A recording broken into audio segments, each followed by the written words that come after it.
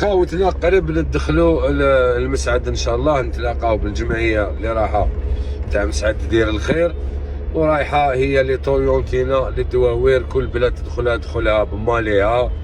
وتعلم كي تدخل البلاد، راح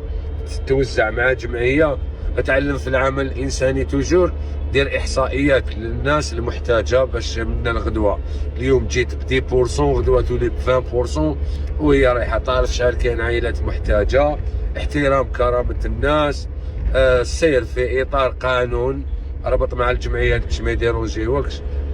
ان شاء الله فيها خير. حنا العمل ديالنا باش نحفزوا شبابنا باش يكون في العمل التطوعي، يخرج للقرى والمداشر، مناطق النائيه، الناس اللي ما تلحقهمش الاعانات بيسك طريق ناسيونال وتخرج شويه على طريق ناسيونال، باينه بلي الناس تلحقهم الاعانات، بصح كي تخرج للدواوير وتخرج على الترقان كاعيتك تخرج للقرى والمداشر راح تلقى بزاف ناس تعاني. تحياتي لكم.